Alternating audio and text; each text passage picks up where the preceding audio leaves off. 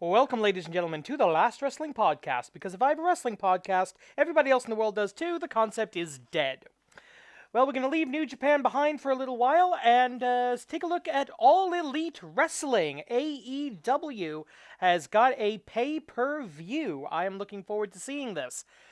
Several matches that look interesting, several matches that look weird, and one match that really shouldn't happen.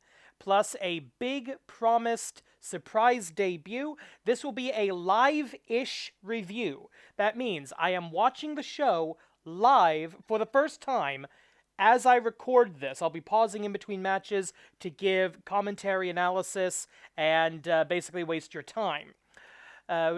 Speaking of wasting your time, Crossroads. It was the most recent episode of AEW #Dynamite, and wow, that sucked. Okay, Shaquille O'Neal. Every single thing about this Shaquille O'Neal angle has sucked, has been terrible. Good to see women of color being featured in a prominent storyline. Beyond that, every single thing sucked. Who is Jade Cargill? What is her relationship to Shaquille O'Neal? Why does Shaquille O'Neal want to fight Cody in the first place? And seriously, none of this made sense. None of this made sense. And then they do the big table spot with Shaq, and then he magically disappears from the ambulance, and speaking as a professionally trained magician and member of at least a couple of different magic groups you've never heard of, that was a shitty magic trick. So hopefully we'll get some kind of detail about this, because that made absolutely no sense. First match on the actual show that we're reviewing is for the AEW World's Tag Team titles. Zayungu Bakusu defend against Chris Jericho and Snooty Pants von Persnickety Bitch. Story going into this is that Jericho and MJF are the official tag team of the Inner Circle. They won that right in a tag team three-way Inner Circle incest match, and that's why the other two teams are not competing anymore, except that they totally are. And they won, I believe it was a tag team, it was either a tag team gauntlet or a tag team battle royal or some kind of tag team match that completely circumvented the top five in order to get this opportunity. And then they decided to assault the Young Bucks' father because we needed some way to know the Young Bucks are supposed to be the good guys here. Because the Young Bucks are such wonderfully natural heels that you kind of want to boo them, so you have to beat up their dad to make them sympathetic. This is going to be interesting. I am not predicting a title change here. I'm also not really predicting a breakup of the Inner Circle, because, one, I think that's too long of a storyline to go to pot here. And I don't think this would be the first match if it was a big storyline beat. So this is just going to be another step on that road, I think. MJF, Jericho versus the Young Bucks for the Young Bucks AEW World's Tag Team title. Well, that was fun. Okay, the Bucks win with the Meltzer driver. And I did like that there was sort of a mini plot throughout the match that the Young Bucks would regularly try to go for the Meltzer driver, which is, look it up, Google Meltzer driver. I don't want to explain it right now.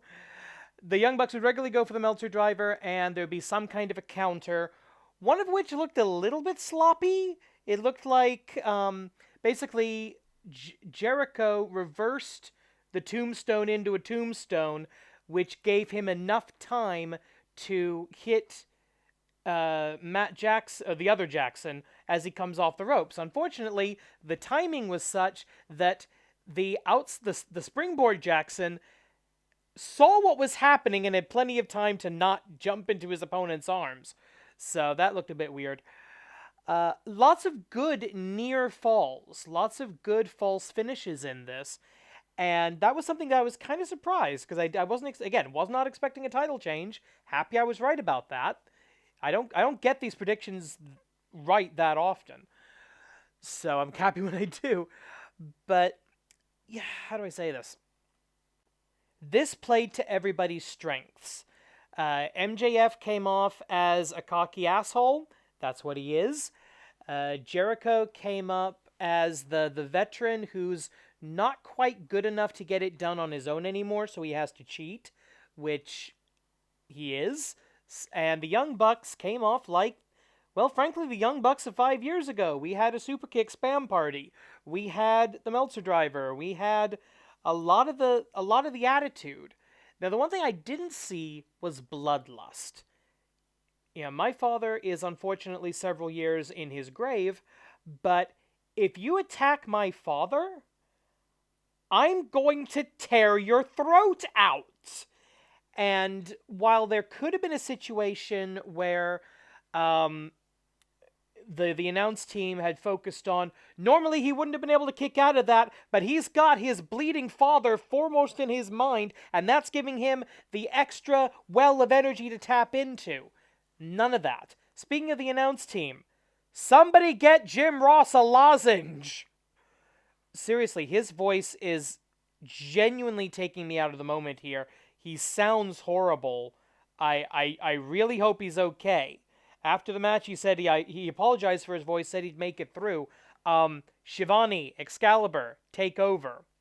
Although, one line from JR that was fantastic, after multiple super kicks, MJF, or Snooty Pants Von Persnickety Bitch, had a visible line of drool coming out of his mouth that got kicked again, and JR pointed out, it's actually a slobber knocker! Which, that's what that means! Okay. Fun match to start the show. Didn't do anything in overall storyline, apparently. And speaking of which, it's time now for the Tag Team Casino Royale, which the estate of Ian Fleming called. They want to have a word with you. But, okay, this is a Tag Team Royal Rumble match, essentially. Rules apparently are 90-second intervals, over the top rope elimination, both feet must touch the floor, last individual or last tag team standing. So if there's an intact unit at the end, if they're the final two or the same tag team, match over, they win. Otherwise, it's last man standing. Apparently random intervals. I would have preferred something where the other, because by the way, they did announce that Jericho and Snooty Pants Von Persnickety Bitch were the number one contenders in the tag team division. I want to see number 2, 3, and 4. Sorry, 2, 3, 4, and 5. I want them to be the last 4 coming out because they've earned it. And everybody else who are lucky to be in the match, they should be assigned randomly. But the rules here are complicated enough. Maybe that'd be a step too far, but I think you should be emphasizing your ranking system if you're going to have one. That, being highly ranked, that gets you advantages. Winners of this match will receive a match against the Young Bucks for the AEW World's Tag Team Championship at a date to be determined. Wow, lot to talk about here. First of all, most importantly, Death Triangle, mainly Phoenix, wins the match, defeating Jungle Boy in the last 2. And I want to see Phoenix and Jungle Boy fight again. That was really, really good. Phoenix, oh god, Phoenix is... Why are they putting him in Death Triangle? Why is he a heel? He needs to be a bit... Are Death Triangle heels? I mean, with a name like Death Triangle, you'd kind of assume heel. But maybe, maybe not.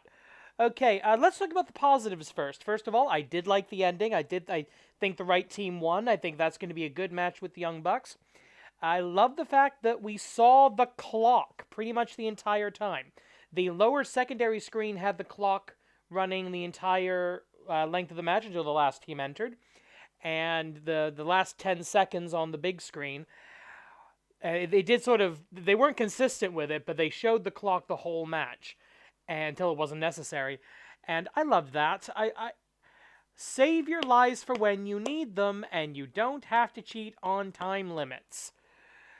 Also, live crowds, small, allegedly socially distanced, allegedly well masked, make all the difference in wrestling. Good grief. The actual countdown rather than the piped in thing at the Thunderdome, so much better. Glad that some of the teams that haven't gotten a big push on Dynamite got some screen time here. Bear Country. I like these guys. I just want to know what the hell do they have on their faces when they come out. They look like frickin' Leatherface from Texas Chainsaw Massacre. It's weird. The Sons of a Gun, the Gun Brothers, the Gun Club, they've got potential, I think. If you haven't been following AEW Dark, and let's face it, you haven't, Peter Avalon's a pretty boy now. He's a narcissist gimmick. Just run with it. Lots of Dark Order in this match, and that leads us to some of the bad stuff that happened in this contest. Marco Stunt. What is Marco Stunt? Why is Marco Stunt? Marco Stunt came in to assist the Boy and His Dinosaur, who are, technically speaking, baby faces. That's why they use their manager to cheat. And the idea was, throw Marco Stunt at Evil Uno. Evil Uno takes a Hurricane Rana that throws on the apron, that throws him into the ring post and off of the ring to eliminate him.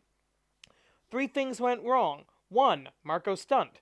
2, it looked like Evil Uno was in the wrong place on the apron. And 3, the Hurricane Rana didn't do anything. The timing was off. He takes the Hurricane Rana, and about a second later, it had to be at least a full second, he just runs himself into the ring post and falls to the floor.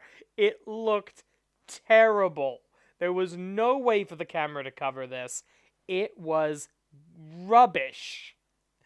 Also, we're having some dissension in the ranks of the Nightmare family, because the Gun Club, who apparently are part of the Nightmare family because reasons, were eliminated by QT Marshall, who is part of the Nightmare family because reasons, and this got him upset with Dustin Rhodes, who is part of the Nightmare family because Rhodes, and then QT Marshall eliminates himself because he doesn't want to tag team with his partner anymore or something, and okay, also Shaquille O'Neal has still vanished into the ether. We haven't gotten to that yet.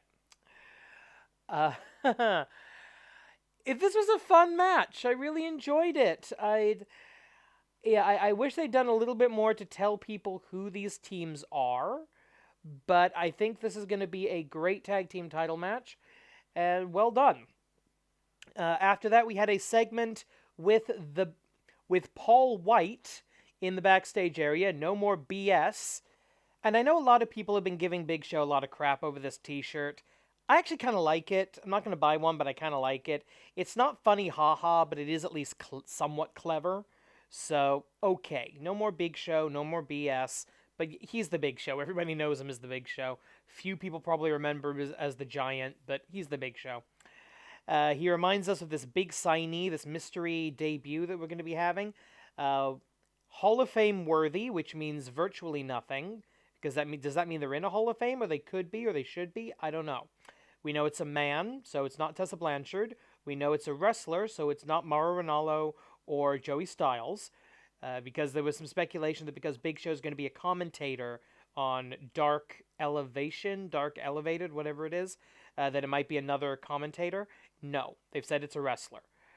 My prediction, Kurt Angle. That's a big name. That's a relatively mainstream name. That's someone who could be a great coach for a lot of the younger guys, and someone who I think could still go. He had that very disappointing retirement match with Baron Corbin that I think a lot of fans would accept that being stricken from continuity. I'm probably wrong. There's a few other names it could be. It's not going to be CM Punk, and it sure as hell isn't going to be Brock Lesnar. But other than that, my best guess is could be Christian. I would hate that, so I'm going to go with Kurt Angle. Up next for the Joshi Championship, the Women's World Title, Hikaru Shida defending against Ryo Mizunami. I have never heard of Mizunami Ryo before this, but I do like that they're showing sort of the senpai-kohai relationship, the upperclassman, underclassman, the senior-junior vertical relationship here. Apparently these two, now this may be complete kayfabe, I don't know. Apparently these two have known each other for about 10 years. Hikaru Shida has never actually beaten Mizunami, which, okay, I'll take your word for it. And apparently 10 years ago, Mizunami said, yeah, essentially, Hyakunen hayai da yo. You are 100 years early to face me.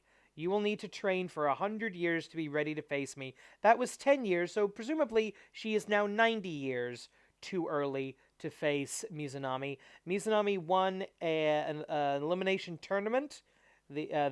Some of it actually took place on Dynamite, which, shock of shock. So, again, we're sort of kicking the AEW top 5 rankings in the Ghoulies, but at least there's a storyline going into this. So let's have some Joshi action. This should be fun. And before I forget, prediction, no title change. I just don't think Mizunami is an established enough character to put the belt on her at this point. Maybe sometime in the future. Ho ho ho ho ho! This is why AEW, before the pandemic, and fortunately now I think more commonly, relies on Joshi wrestlers so much, on Japanese female wrestlers, because they're really, really good. They're really, really good. This was a hard-hitting, brutal, nasty, awesome match. Absolutely fantastic, top to bottom. I love the way Excalibur primarily, but the announce team in general, but mostly Excalibur, told the story that this is a case of a veteran, of a senior, of a senpai, who does not respect her kohai, who doesn't respect the champion, and therefore is willing to dance around and play games and be dumb until she can't anymore. And the rest of it was just the women in the ring beating the ever-loving hell out of each other until one of them won. And I thought that was great. I hope Mizunami sticks around. I don't know. She'd have to sort of establish more of her character in an American context.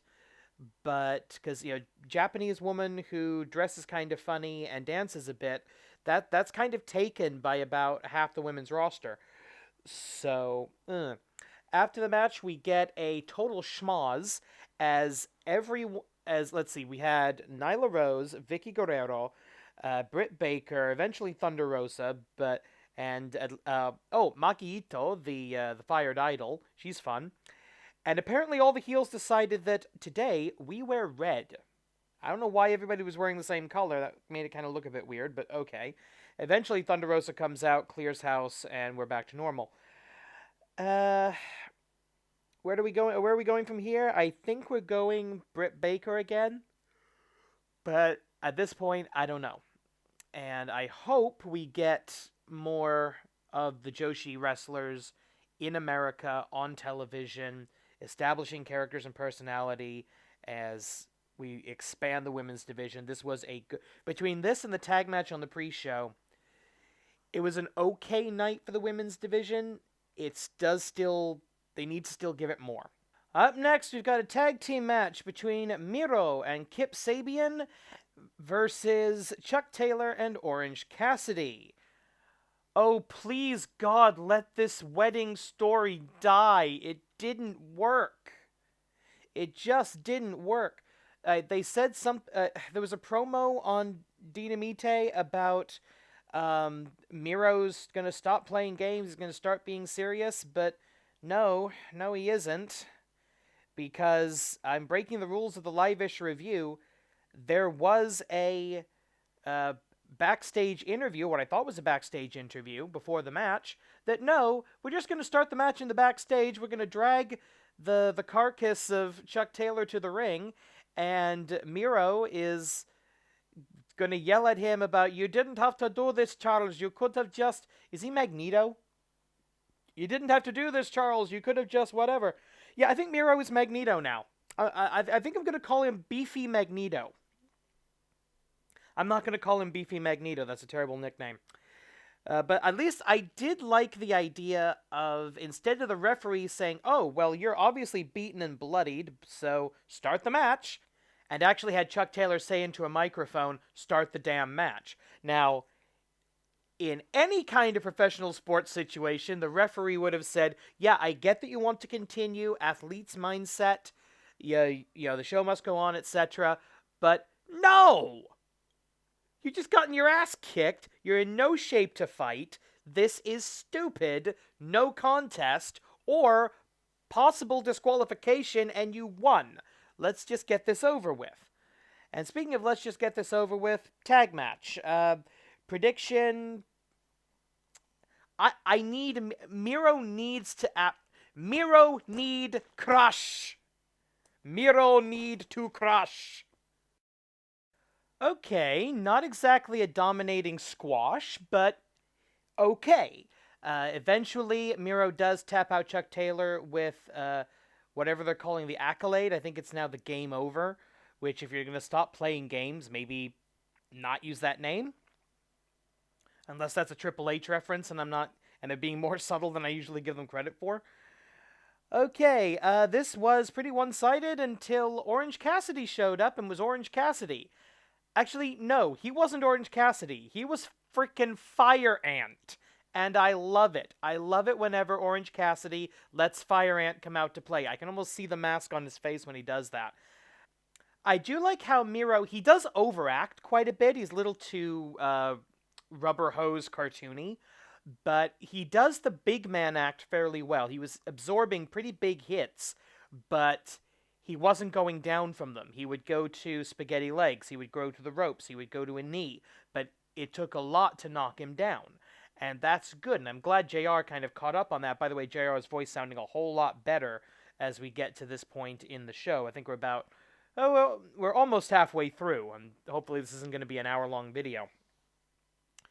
So, fun little time filler, but please, please, please move on. Speaking of moving on, there was a spot where Orange Cassidy was violently shoved into Penelope Ford, and is that going to cause some dissension between Miro and Kip Sabian? I hope so, because we need to get Miro the bleep away from Kip Sabian. So, fun times.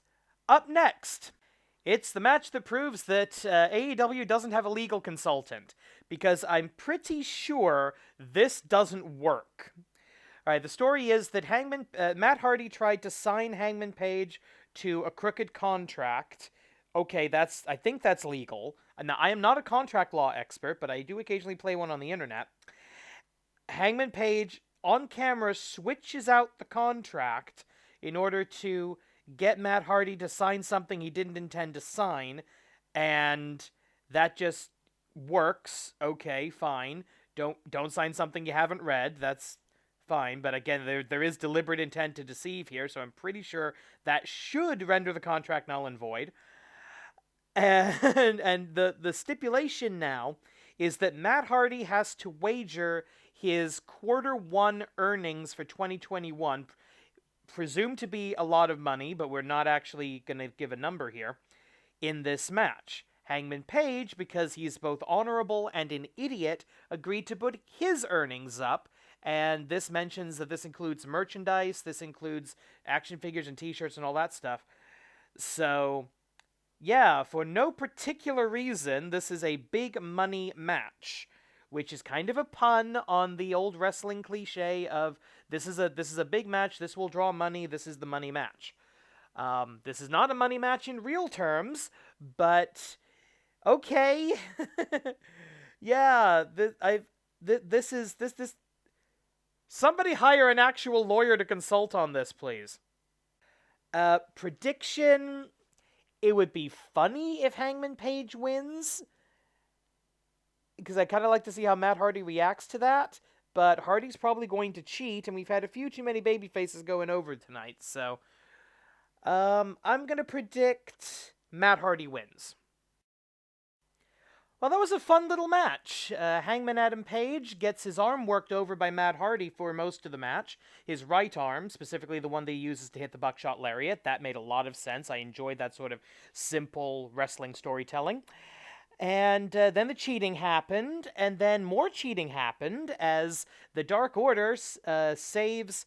They run out to catch, to sort of crowd surf catch Hangman Page and push him off to give him the momentum to finally hit the buckshot lariat and pin Matt Hardy for the 1-2-3. And in the end, Hangman Page embraces the Dark Order. Now, I need to do a video specifically on the Dark Order because wow, this is counterintuitive at this point. But yeah, it does appear that we have actual storyline progression. Not only does Hangman Page now have money, he has more money than he did before. Not that he's a character that would really care about that. Matt Hardy is now kind of brokey broke, sort of. I mean, he still has all the money he had coming into this. He just doesn't have his quarter 1 earnings from this year, so he's still big money Matt. Although is this going to be an impetus for yet another character change? I don't know. But we do seem to have a significant storyline beat of not full on wearing the mask, not doing the claw pose, the We Are One, but it does appear Hangman Adam Page literally embracing and drinking a beer with the Dark Order. No sign of -1 on this show so far, and frankly, I think that's a good thing. So, not a great match, but significant storyline advancement, and that is always a good thing with me. Up next, we've got the Face of the Revolution ladder match, where the winner will have to climb a rope, will have to climb the ladder, and grab a brass ring, and I'm sorry, this looks like an inner tube from a Sonic the Hedgehog game. This looks ridiculous. We've got 5 wrestlers in the match, a mysterious 6th participant. I think it's going to be Kurt Angle. I think it's going to be the debuter. I don't know if throwing Kurt into a ladder match is a good idea, health-wise, but, you know, if he... Ugh. Oh, speaking of health, during the big money match, they were going on a bit about how great the modern wrestling is about health and safety, because we've got a better travel schedule, we got doctors, we've got medical professionals, we've got procedures for this. Yeah, maybe don't do that with Matt Hardy in the ring, the guy who just got his brains scrambled because you idiots blew up a table spot and had the match continue. Still ticked off about that, by the way. So anyway, the grab the brass inner tube ladder match is up next, and I'm going to predict that the mystery debuting individual that I'm sticking with my prediction, Kurt Angle, but yeah, I've been wrong quite a bit tonight. So yeah, I'm feeling less confident about that every second. So yeah, I'm wrong about all of that. First of all, it was not the mystery person. Apparently, we're going to have that person coming out immediately after the match, which is good because we do kind of need a breakup because we're going to have a couple of big brawls to end the show. All Ego Ethan Page was the mystery 6th man. I am vaguely familiar with this person. They seem to be a competent mid-card professional wrestler. They've been a champion in Impact, but that doesn't say much. Hopefully they can forge themselves a decent mainstream career in AEW. Good for them. 2 things of note. 1, the actual winner of the giant inflatable sort of brass-ish gold inner tube donut thingy was Scorpio Sky, which is good. Honestly, I'd put the TNT title on him for a while. Yeah, just see what you can get out of that guy. Very talented, but I think he needs a chance to... If he's ever going to be a singles champion, this is how he's going to do it. Also interesting, Cody Rhodes getting booed by a good chunk of the match. This is what I like about having a live audience, is you can't edit them. Cody gets injured early in the match and does the traditional babyface takes a powder in the back and then comes out for the big comeback spot, and the crowd shat all over that. They were legit booing Cody Rhodes. It got down to the final. Now maybe that was the plan. I don't know. Cody's gonna be taking maybe Cody's gonna be taking some paternity leave. I hope so. But yeah, the final fight, the final brawl at the top of the ladder between Cody and Scorpio Sky, strangely enough, I don't think people wanted the entitled management white guy to win the match over the hard-working black guy. Gee, wonder why that could be. But they did the right finish, Scorpio Sky winning, and yeah, as for the rest of the match, it was a ladder match. It was a ladder match in the 2020s, which means bumpity bumpity spot spot spot, and that's about it. So, not much of note there. But we are now about to find out how almost certainly wrong I am that I'm sticking with it. Since they're not in the match, they weren't in the ladder match, this makes it even more likely it's Kurt Angle. It's not Kurt Angle, is it? It was Christian. Ah, boy. Christian Cage? That's disappointing. Christian's a great talent. He's a great acquisition, but oh, so many people would have been better. Yeah. Christian Cage. I'm not going to get to ever see an Edge and Christian match again, am I? Oh, boy. Well, I do like the slogan, outwork everyone. I do like the t-shirt. I wouldn't mind actually getting one of those. But no, it's Christian Cage, so okay, we'll see where they go with that. Up next, it's going to be the street fight between Darby Allin and Sting versus Team Taz, and it looks like this is going to be a cinematic match, which good. Worked for the Undertaker to hide his weaknesses, his age, and yeah, if you're gonna get a match out of Sting, this is how you have to get a match out of Sting, I think. Yeah, this is gonna be a thing that happens, and I just really hope they were smart about this and nobody gets hurt. Prediction. Let the baby faces win, so Darby Allin looks strong going into the TNT title match with Scorpio Sky. So predicting Team Face Paint Gothy Goth. Wow. Okay, people who love cinematic matches are going to think this was one of the best ever, and people who hate cinematic matches are going to think this was completely unbelievable crap. I happen to be in the former category. I love a good cinematic match, and this is right up there with the original Firefly Funhouse match and the Boneyard match at WrestleMania last year, and I think this might be the best cinematic match we've ever seen since then. Positives. I love that there was actual live commentary and live crowd reactions.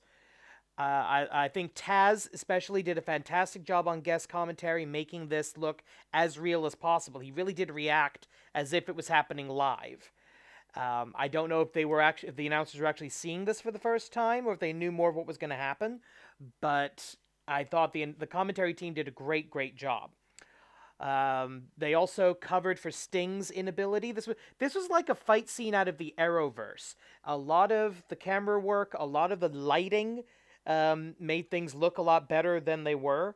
A lot of the stunts were very well done. There were some somewhat obvious crash pads, but for the most part, it was very well done. On the negative side, some of the camera angles made absolutely no sense. Early in the match, we see the characters driving to the undisclosed location, and we see a shot. Did they fly a drone through the car that Team Taz was in? That was weird. We had an army of Sting druids that went absolutely nowhere. But other than that, I think I love pretty much everything about this. Gonna be maybe controversial, but this was certainly the best non-WWE cinematic match I've ever seen. And if you want to make an argument that it's the best, the only thing I can hold up is the Firefly Funhouse match. This, I think, was actually a better Boneyard match than the Boneyard match. In the end, the good guys did win, as I predicted, and we're apparently going to have the TNT Championship match next week. Wow. Okay, sure, why not? And that's probably the last good thing I'm going to say about this show, because it's time for the main event barbed wire death match. Okay, we've got a big wall of text on the screen telling us what the rules are here. 3 sides of the ring are wrapped in barbed wire. Okay, why 3? Well, probably because they need a safe way to enter and exit the ring. It's probably going to be the side on the ramp that's clear. Any contact with the barbed wire triggers explosives on the corresponding side. Okay. There are 3 zones on the floor of the ring, outside the ring, that are referred to as triple hell, which are all wired. They've got landmines! The bout can be won by pinfall or submission, or presumably death. Anything goes, there's no time limit. However, if the contest reaches 30 minutes, and you don't include this unless it's going to reach 30 minutes, all explosives in and around the ring will detonate. Well, at least that's accurate to the old Japanese death matches. Don't do this. Don't do this. Don't do this. This is dumb. Okay, I like wrestling. I love professional wrestling. And I respect professional wrestling. I realize, as they say, and this is a terrible cliche because ballet dancers get a lot of injuries, but this ain't ballet. It's a contact sport. Injuries are going to happen. I get that. But you don't have to do this. I mean, yes, okay, some people hold up the Japanese death matches from, the 90s as this pinnacle of the hardcore style, and okay, fine, they were, but they were also really, really stupid. And if you actually go back and watch them, they're not very good. The last time anybody tried to do anything like this was Wrestling Society X, and it didn't work then. Not that much did, but it didn't work back then. It didn't really work in the 90s, aside from, the fact that real people got really injured. I almost want to skip this. I don't want to watch this, but here goes nothing.